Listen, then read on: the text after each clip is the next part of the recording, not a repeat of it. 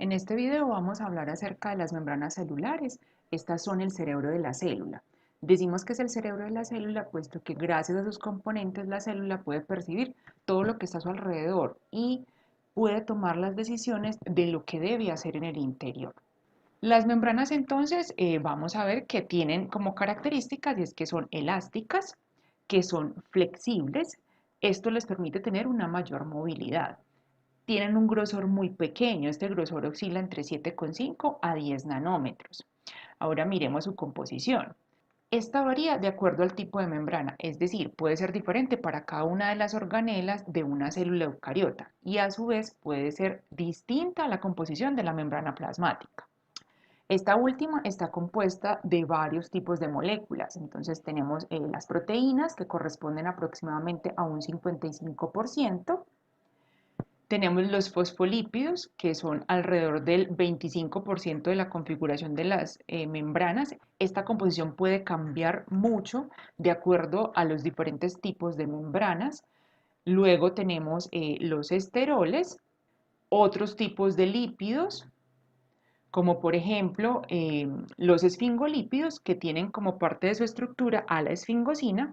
Y finalmente tenemos a los carbohidratos. Estos carbohidratos se encuentran en la cara externa de la membrana, como se observa en la figura, formando el glucocálix. No se encuentran en las membranas que están al interior del citoplasma, es decir, las que separan las organelas del contenido citoplasmático. Aquí al final te dejo dos links en los que puedes repasar cuáles son las funciones y las características de las membranas. En esta diapositiva vemos con mayor detalle la clasificación de las moléculas que componen a la membrana plasmática. En primer lugar aparecen las proteínas. Estas tienen funciones muy importantes para las membranas celulares. Allí sirven como canales de transporte para diferentes moléculas. También funcionan como enzimas, catalizando diversos tipos de reacciones. Otras más funcionan como eslabones estructurales entre el citoesqueleto y la matriz extracelular. Dicho citoesqueleto es toda una red de proteínas que está en el citoplasma, sobre todo en las células eucariotas, y su función es darle soporte interno a la célula, organizando la distribución de las organelas e interviene en el transporte de estas organelas y en la división celular. Muchas de esas proteínas también funcionan como receptores externos. Luego tenemos a los lípidos. Entonces, de acuerdo al tipo de membrana, ya sabemos que puede cambiar la cantidad de lípidos que tienen estas membranas. Aquí en este ejemplo vemos una en la que aportan aproximadamente el 50% de la membrana. Se encuentran entonces principalmente tres lípidos, que son los fosfolípidos, también tenemos a los esteroles y finalmente tenemos a los glucolípidos o glicolípidos, que poseen moléculas de carbohidratos adheridos a su estructura. El último grupo está conformado por los carbohidratos. Estos se encuentran en la cara exterior de la membrana y en conjunto conforman lo que se denomina el glicocálix. Estos carbohidratos están unidos a los lípidos formando glicolípidos o también denominados glucolípidos y pueden estar unidos a proteínas, que serían la conformación de las glicoproteínas. Su principal función es la de ser receptores celulares. Vamos entonces a profundizar en cada una de las tres principales componentes de las membranas celulares. En primer lugar está la bicapa lipídica, que como su nombre lo dice, está conformada por dos capas de lípidos, en este caso dos capas de fosfolípidos. Como se ve en la figura, los fosfolípidos tienen nuevamente una cabeza polar y dos colas hidrofóbicas que corresponden a los ácidos grasos que tiene la molécula. La organización específica de esta bicapa lipídica obedece principalmente a las características de los fosfolípidos. Como estos poseen estas colas de ácidos grasos, estas colas deben aislarse del agua. Entonces nosotros tenemos un medio acuoso en la parte externa de la célula y un medio acuoso en la parte interna, que sería el citosol. Por lo tanto, las cabezas de los fosfolípidos deben orientarse hacia esos medios acuosos, ya que estas son polares. Adicionalmente, tenemos dentro del contenido lipídico a los esteroides, que están aquí metidos dentro de la membrana celular.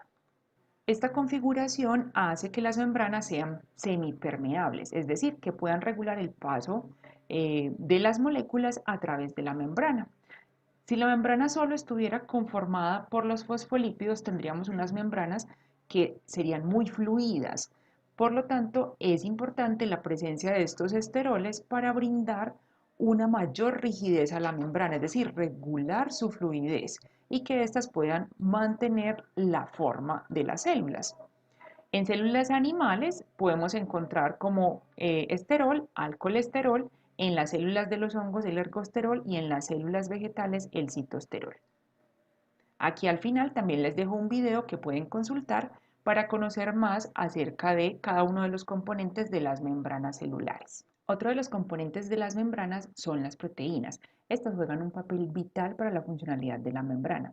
Muchas de ellas son glicoproteínas, es decir, tenemos unas proteínas a las que se le han unido residuos de azúcares o algunos oligosacáridos. Como lo vemos en la figura, estos que parecen unas pequeñas ramificaciones serían los azúcares que están adheridos ya sea a lípidos o en este caso a las proteínas. Vamos a clasificar entonces esas proteínas de membrana en dos grupos. Uno serán las proteínas integrales de membrana y el otro grupo serán las proteínas periféricas. En el caso de las proteínas integrales de membrana, entonces estas son aquellas que atraviesan una o dos de las capas de fosfolípidos de la membrana celular. Las que atraviesan las dos capas de fosfolípidos se van a denominar transmembranales. Dentro de sus funciones se encuentran la formación de canales para el transporte, sirven también para un transporte activo celular que vamos a ver más adelante. Otras de ellas son enzimas o receptores celulares. En esta figura observamos que esta proteína es una proteína transmembranal, entonces será una proteína integral de membrana. Y vemos que hay otras tres proteínas integrales de membrana, que son estas otras tres. Sin embargo, estas tres solamente ocupan una de las capas de la membrana lipídica. Las proteínas periféricas son las que se encuentran unidas a una única superficie de la membrana o que están unidas a proteínas integrales. En la figura vemos que aparece solo una proteína periférica y es esta que estamos enumerando con este número 2, está adherida a una proteína integral y también está adherida a la superficie interna de la membrana celular. Muchas de estas proteínas periféricas funcionan como señalizadores y sirven también de puente en la transmisión de las señales externas hacia el interior de la célula. Finalmente, vamos a hablar acerca del otro componente de las membranas celulares, que es el glicocálix o glucocálix, como también se le suele denominar.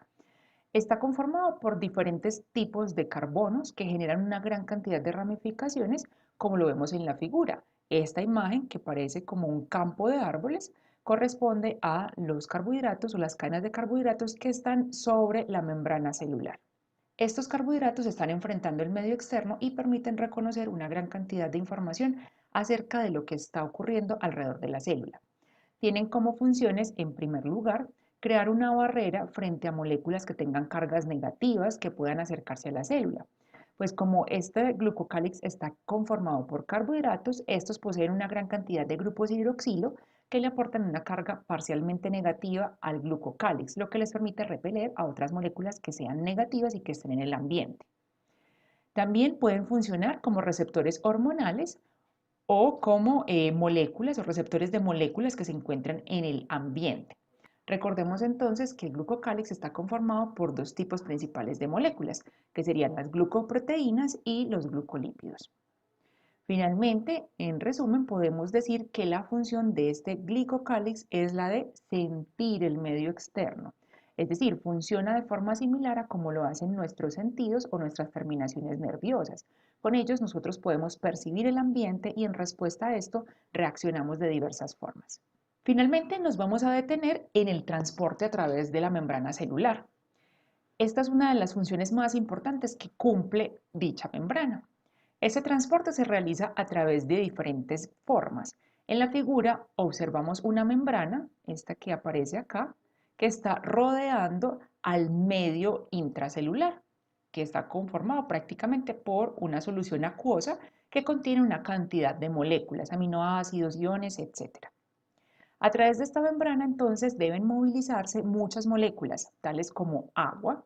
Esta agua que debe ingresar a la célula es requerida para mantener la osmolaridad de la célula, es decir, mantener la concentración correcta de solutos dentro de la célula. También vamos a necesitar ingresar a la célula distintos materiales tales como la glucosa que proporcionan energía a la célula.